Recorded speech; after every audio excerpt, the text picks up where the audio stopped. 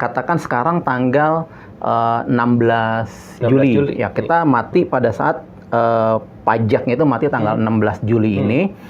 Lupanya kita lupa lah gitu ya. Kemudian baru ingat 1 hari atau 2 hari kemudian. Nah, itu ada dendanya sebanyak 2%. 2% dikalikan dengan pajaknya itu. Nah, pajaknya berapa dikali 2%. Ini ada nggak sih tips yang bisa dikasih kira-kira asuransi mana yang cocok untuk mereka bisa dipilih? Ini rahasia juga dari orang asuransi juga ya. Sebenarnya salah satu cara trik kita untuk mengetahui bahwa asuransi itu oke atau tidak ya, coba malam-malam jam 12 itu telepon ke call centernya.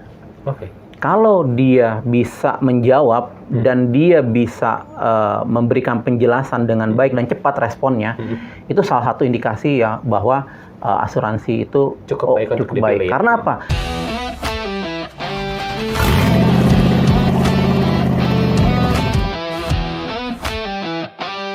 Hai sahabat Sonora, apa kabar? Kembali berjumpa bersama dengan saya Hans Christian, tentunya di Klinik Otomotif Sonora bersama dengan Grid Auto. Seperti biasa kita akan membahas seputar topik-topik menarik seputar otomotif, dan spesial untuk edisi kali ini kita akan membahas seputar STNK, pajak, asuransi, harus ngapain aja sahabat Sonora. Nah, untuk membahas hal ini saat ini sudah bersama dengan Hans ada Mas Hendra selaku News and Business Editor. Apa kabar Mas Hendra? Kabar baik, Mas. Kabar baik ya, luar biasa. Ini kita mau kenalan sebenarnya sama STNK, pajak, asuransi. Ini harus ngapain aja sebenarnya. Tapi kita mau bahas satu-satu. Mungkin kita mulai dari STNK dulu sendiri. Ini sebenarnya selain sebagai tanda kepemilikan kendaraan, apa sih sebenarnya fungsi lain dari STNK ini? STNK itu fungsinya ada beberapa, Mas. Yang pertama itu sebagai bukti kendaraan sudah terregistrasi atau terdaftar. Karena di dalam surat yang selembar itu itu memuat mengenai ada nomor polisi ya kan. Kalau Jakarta B sekian gitu kan. Nah, kemudian juga ada nama dan alamat pemilik gitu. Nah, yang kedua juga ada mengenai merek dan jenis kendaraannya. Nah, yang paling penting adalah di sana juga memuat mengenai nomor rangka dan nomor mesin, karena itu identitas yang terkait dengan legalitas kendaraan. Apakah sama antara nomor rangka, nomor mesin dengan yang ada fisiknya dengan yang di kendaraan. Itu salah satunya. Yang kedua, untuk operasional bahwa ini boleh dijalankan di jalan umum karena sudah karena terkait dengan pajak gitu. Karena pajak yang dibayarkan itu ada pajak yang tiap tahun itu yang disebut dengan pajak kendaraan bermotor gitu, dan juga ada yang perpanjangan yang selama 5 tahun. Jadi ada paling tidak ada 2 itu yang registrasi, terdaftar. Yang kedua itu bahwa kendaraan tersebut sudah boleh beroperasi. Tapi ini juga menjadi cukup menarik ketika kita ngomongin soal STNK, karena orang-orang bisa aja punya STNK, tapi belum tentu STNK-nya aktif dan belum tentu lengkap. Ini kenapa sih sebenarnya penting buat kita untuk memiliki STNK, bukan hanya punya fisiknya aja, tapi juga harus aktif dan juga lengkap? Iya, karena tadi itu di STNK itu juga ada yang namanya nanti pajak kendaraan bermotor, yaitu yang PKB yang tiap tahun yang kita bayar itu. Nah, setiap tahun itu pengendara wajib membayar atau mendaftar kembali gitu, membayar kembali pajak tahunan itu, dan itu berlangsung selama 5 tahun. Nah, kalau setelah 5 tahun dia selain membayar yang PKB tadi, dia juga harus mengganti STNK-nya, karena STNK berlaku tiap 5 tahun sekali, sementara PKB-nya itu setiap tahun. Nah, itu dibuktikan dengan nanti ada ganti dengan plat kendaraannya itu loh, TNKB, tanda nomor kendaraan bermotor. Nah, itu juga harus diganti. Jadi kenapa itu penting ya, karena itu tadi ada kewajiban itu, dan ada juga aturan di undang-undang, di Undang-Undang Nomor 22 tahun 2009 itu kalau kendaraan yang sudah mati STNK-nya, kemudian selama 2 tahun dia tidak melakukan registrasi ulang atau bayar PKB-nya, itu menurut aturan tersebut itu STNK-nya itu sudah terhapus atau dicabut gitu, tercabut oleh bisa dicabut oleh pemegang polisian lah, pemegang kuasa lah di situ gitu. Ini juga cukup menarik sebenarnya kalau misalnya tadi sampai terblokir begitu istilahnya dan juga tercabut akhirnya. Nah, kalau misalnya kita telat bayar pajak dan juga STNK, ini apa resikonya? Apakah kena denda atau bisa sampai kena blokir juga? Iya, jelas setiap ada keterlambatan pasti ada dendanya, gitu. Jadi dendanya itu adalah per bulan itu 2% dari biaya pajaknya tersebut. Jadi misalkan pajak kendaraan pajak kendaraan. Ya, jadi di STNK itu tiap tahun itu kan kita kan memperpanjang. Nah, kalau seandainya nih katakan sekarang tanggal 16 Juli. Ya, kita mati pada saat pajaknya itu mati tanggal 16 Juli ini. Lupanya kita lupa lah gitu ya. Kemudian baru ingat 1 hari atau 2 hari kemudian. Nah, itu ada dendanya sebanyak 2%. 2% dikalikan dengan pajaknya itu. Nah, pajaknya berapa dikali 2%. Nah, itulah yang nanti di dalam pajaknya itu ada yang namanya denda administrasi itu. Nah, itu yang kena itu.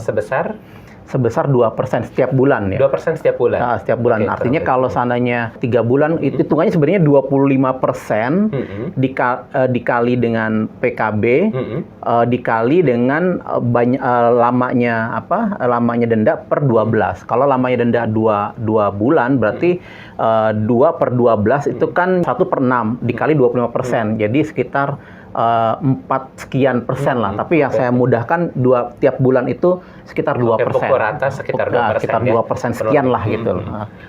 Ini juga cukup menarik sebenarnya ketika kita bahas soal denda dari telat membayar STNK. Ini apakah sistemnya adalah bunga berbunga? Jadi contoh misalnya dalam 1 tahun itu kan tunggakan kita 100.000. Tadi kena hitungan yang tadi sekitar kurang lebih 1 bulan 2%, dikalikan 12 arti sekitar kena nih ada beberapa persen. Apakah hitungannya dari 100.000 itu kan kena 20% tuh ya?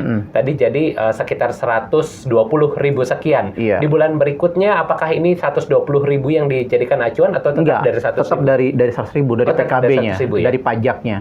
Jadi kalau seandainya 2 bulan, berarti katakan tadi anggapkan 2% ya. 2% berarti kalau 2 bulan 4%. 4% kali 100.000 sekian, nah ditambahkan dengan yang PKB-nya itu. Gitu. Jadi kalau diambil dari PKB ya? Diambil dari PKB. Gitu. Ini tapi juga menjadi cukup menarik. Kalau sahabat Sonora pengen tahu, apakah STNK Anda terkena blokir atau terkena dengan denda? Ini gimana caranya mereka cari tahu? Apakah ada website tertentu atau ada call center yang bisa dihubungi? Nah, kalau tidak aktifnya atau telat atau informasi mengenai STNK atau pajak itu bisa dicari di Google Info Samsat. Nah, nanti di sana ada situs Info Samsat, tinggal klik aja. Itu pilihannya banyak tuh, Mas Hans. Karena Samsat itu kan masing-masing wilayah kan berbeda-beda ya. Jakarta sendiri, kemudian Banten sendiri. Jadi tinggal disesuaikan saja dengan domisili dari sobat-sobat Sonora. Misalkan kalau saya Tangerang, ya saya Info Samsat Banten. Nanti tinggal diklik. Setelah diklik, itu akan muncul nomor polisi, kemudian ditulis nomor polisi dan NIK. Nanti setelah itu tinggal di OK atau diklik, itu akan keluar tuh informasi mengenai data-data kendaraan tersebut.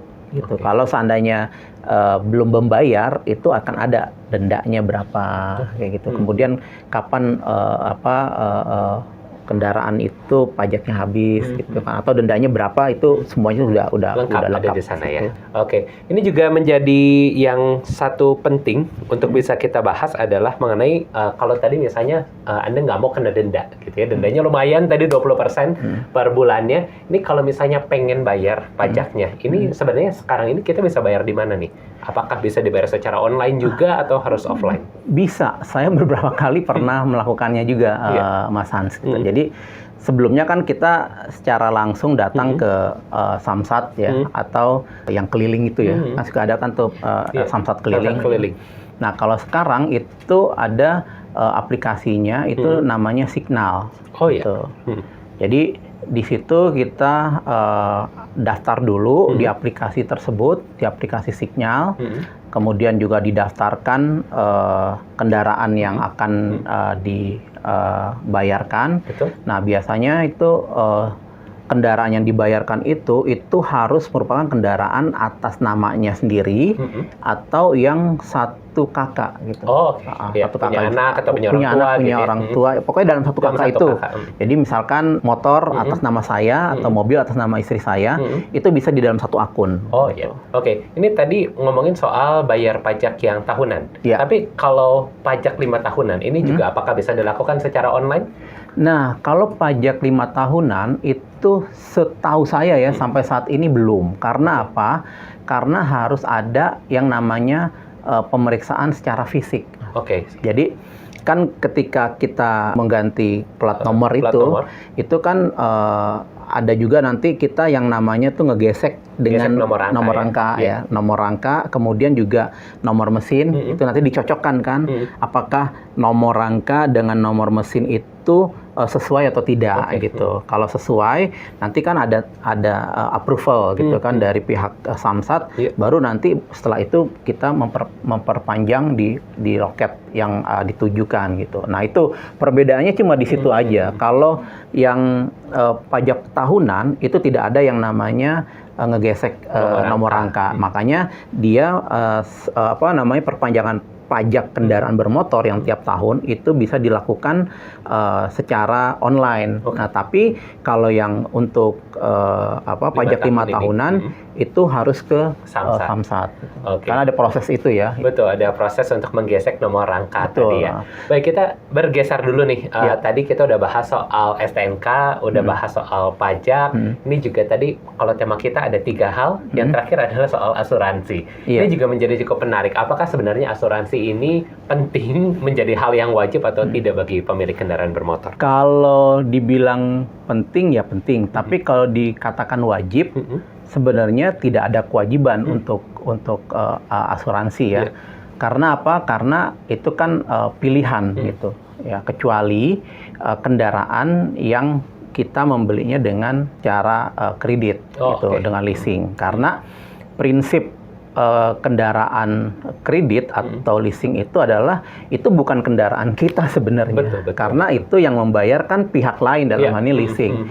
Jadi pihak lain tersebut atau pihak leasing tersebut ingin dana yang dia digunakan untuk membeli barang itu aman. Nah, itu makanya ada kewajiban untuk asuransi. Gitu. Tapi kalau kita misalkan nih Mas Hans beli mobil dengan dana cash, ya itu tidak ada kewajiban untuk untuk membeli asuransi itu gitu. Oke. Ini juga Kak Hans pernah dengar ada 2 macam asuransi sebenarnya yang ada TLO dan juga ORIS. Mungkin ini boleh dijelaskan pada sahabat Sonora, apa sih TLO ini, apa sih ORIS, apa perbedaannya, dan kira-kira mana yang cocok kalau misalnya contoh misalnya kayak tadi saya baru beli mobil sebagai pemula gitu ya, mana yang cocok sebenarnya untuk bisa digunakan? TLO itu total loss only ya. Kemudian kalau ORIS itu biasanya para asuransi, pihak asuransi menyebutnya dengan asuransi komprehensif gitu. Jadi ada yang menyebutkan asuransi komprehensif. Nah, bedanya sebenarnya pada luas cakupan perlindungannya aja, cover perlindungannya. Kalau pada TLO itu penggantian apabila kendaraan itu mengalami pencurian, jadi hilang, total loss gitu. Atau dia mengalami kerusakan akibat kecelakaan dengan nilai covernya itu atau nilai perbaikannya itu lebih dari 75%. Jadi misalkan harga mobil katakan 200 juta gitu kan. Kemudian si pemilik membelikan paket yang TLO. Terjadilah kecelakaan itu dan mengakibatkan kerusakan. Nah, setelah di appraisal ya, dinilai lah ya gitu. Ternyata untuk biaya perbaikan itu katakan 75% dikali 200 juta. Gitu. 150 juta. 150 juta. Ternyata itu 160 juta. Nah, itu sudah masuk ORIS, yang TLO tadi ya. TLO itu. Total loss. Kalau di ORIS itu ketika ada kerusakan lecet akibat senggolan, itu bisa di cover. Itu aja perbedaannya. Jadi kalau total loss itu 75% atau hilang. Sementara kalau yang all risk itu bisa dia mengcover lecet-lecet sedikit, itu bisa di cover gitu. Ini juga menjadi penting sekarang nih lagi sering banget terjadi bencana alam. Nah, ini apakah TLO ini mengcover juga kalau misalnya hilangnya karena akibat dari bencana alam, misalnya kena banjir, hanyut gitu ya, atau misalnya kena bencana alam lainnya, apakah ini juga di cover? Kalau yang ORIS, kalau dia terkena bencana gempa, itu tidak di cover kalau dia tidak ada namanya perluasan.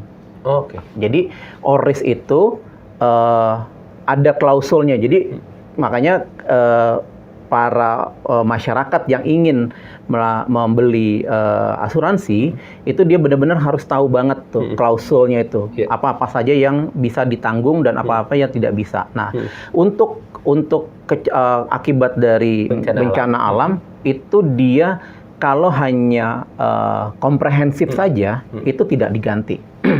Tapi kalau dia membeli perluasan, jadi misalkan ada huru-hara, ada bencana, nah itu baru bisa. Tapi kalau tidak ada perluasan itu tidak. Gitu. Nah ini kalau misalnya sahabat Sonora, ini amit-amit ya tiba-tiba kecelakaan atau mobilnya hilang. Ini sebenarnya apa yang harus mereka lakukan terlebih dahulu? Prosesnya ribet nggak sih? Ya dibilang ribet sih pastilah ya, pasti akan ada proses yang misalkan dia setelah kecelakaan mungkin sebaiknya dia memoto. Kejadiannya di TKP ya? Di TKP. Kemudian setelah itu nanti baru lapor kepada pihak petugas kepolisian. Nah, laporan dari laporan kepolisian itulah menjadi dasar untuk dia bisa mengajukan klaim dari asuransi yang akan dia mintakan gitu. Artinya yang terlebih dahulu harus dilakukan adalah memfoto dulu ketika kejadian, baru nanti mengikuti proses-proses selanjutnya yang memang harus dilakukan. Yang paling penting adalah melapor kepada pihak kepolisian karena dasar dari untuk klaim itu salah satunya itu adalah laporan dari kepolisian gitu. Baik, ini juga kalau misalnya nih mungkin sahabat Sonora pengen cari asuransi untuk kendaraan. Ini ada nggak sih tips yang bisa dikasih kira-kira asuransi mana yang cocok untuk mereka bisa dipilih? Agak susah ya pertanyaannya ya. Tapi kalau saya sih ya, ini rahasia juga dari orang asuransi juga ya. Sebenarnya salah satu cara trik kita untuk mengetahui bahwa asuransi itu oke atau tidak ya, coba malam-malam jam 12 itu telepon ke call center-nya. Kalau dia bisa menjawab dan dia bisa memberikan penjelasan dengan baik dan cepat responnya, itu salah satu indikasi ya bahwa asuransi itu cukup baik. Karena apa? Karena kita nggak tahu yang namanya musibah itu bisa kapan aja terjadi. Setuju. Misalkan jam 1 atau jam 2 malam ya, amit ya gitu ya, ada misalkan mobil kecelakaan gitu kan. Butuh yang namanya towing gitu kan, ada fasilitas towing gitu. Betul. Tapi ternyata pas asuransi itu ditelepon tidak nyaut gitu. Sementara pada saat itu adalah saat emergensi yang kita butuh gitu. Betul.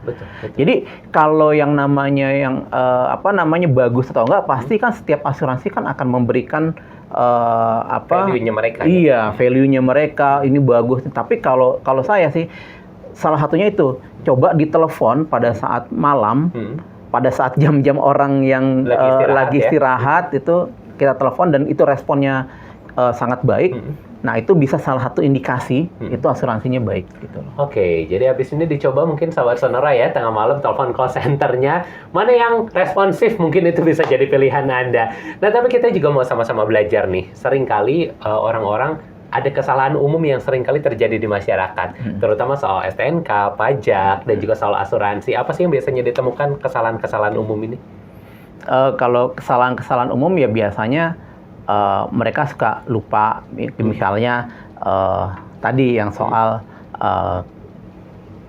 masa berlaku dari STNK tersebut, misalkan sudah habis gitu. Nah, itu kan pasti akan membuat banyak hal tuh nanti misalkan kena dendanya lah, kemudian atau mungkin nanti ketika dia di tengah jalan ada razia itu kan, itu nanti juga itu bisa jadi salah satu hal yang mungkin bisa dipertanyakan nanti. Kok ini kok pajaknya sudah habis segala macam. Jadi memang yang pertama itu ya harus dia mengetahui kapan waktu habisnya atau waktu masa berlakunya. Kedua, taruh di tempat yang mudah dijangkau dan aman sebenarnya. Karena apa? Karena ini merupakan surat-surat itu merupakan legalitas ya. Kalau seandainya diperlukan satu waktu ada razia atau kemudian ada hal-hal yang mendesak gitu yang diperlukan, itu gampang untuk diambil gitu atau ditunjukkan. Oke.